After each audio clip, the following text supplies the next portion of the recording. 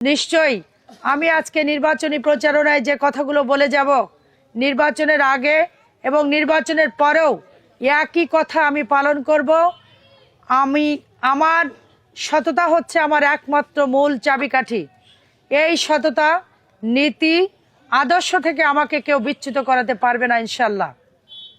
আপনারা শুধু যদি আমাকে সহযোগিতা করেন, তাহলে বিএনপি যদি রাষ্ট্র পরিচালনার দায়িত্বে আসতে পারে, আর আমি যদি আপনাদের প্রতিনিধি হয়ে সংসদে কথা বলতে পারি, তাহলে সরকারের দেওয়া যত অনুদান আছে সেই অনুদান আপনারা যে যেমন পাবার উপযোগী সেই অনুদান পেয়ে যাবেন ইনশাল্লাহ। এখানে আমাকে কেউ যদি কোনো প্রলোভন দেখায়, সে প্রলোভনে কিন্তু কাজ হবে না। আর এখানটার আরেকটি কথা বলি, বিগত দিনে চলতে ফিরতে আসলে অনেক সমস্যার সম্মুখীন আমরা হয়েছি। এখানে একটি মামলা আছে। আপনারা যদি ভালোভাবে থাকতে চান, ভালোভাবে যদি থাকেন, আমাকে কথা দিতে হবে। তাহলে সেই মামলা মকদ্দমা যা আছে আমাদের নির্বাচনের পরে সেটি এক জায়গায় বসে সুষ্ঠু সমাধান করা হবে ইনশাল্লাহ।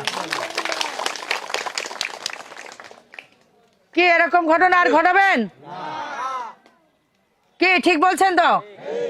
সামনে কিন্তু অডিয়েন্স আছে, সামনে কিন্তু সাধারণ জনগণ আছে, তারা চায় না। কি আপনারা কি চান? সমাজে বিশৃঙ্খলা চান? দখলবাদ চান? অত্যাচার নির্যাতন চান? এমন একটি সমাজ সাধারণ মানুষরা চায় যেখানে শান্তি শৃঙ্খল ভাবে সবাই বসবাস করবে। এর ব্যত্যয় যদি ঘটে, তাহলে কিন্তু ঠিকই আইন দিয়ে সে আইনের আওতায় পড়বে। সে এরকম যদি আর কখনো হয়, তাহলে আইনের আওতায় পড়বে এবং তাকে কিন্তু তখন আমাকে বলতে পারবেন না। এই জন্য আমার নেতৃবৃন্দদেরকে বলি, যারা এখানে উপস্থিত আছেন, এমন কোনো কাজের সাথে আপনারা কেউ যুক্ত হবেন না যে সাধারণ মানুষ আপনাদের সেই কাজের খারাপ ফল ভোগ করছে। কি ঠিক আছে? হবে না তো? আলহামদুলিল্লাহ। কারণ আমরা এই বর্তমান প্রজন্ম এমন একটি বাংলাদেশ দেখতে চাই যেখানে কোনো হানাহানি থাকবে না, সন্ত্রাস থাকবে না, চাঁদাবাজ থাকবে না, মাদক থাকবে না।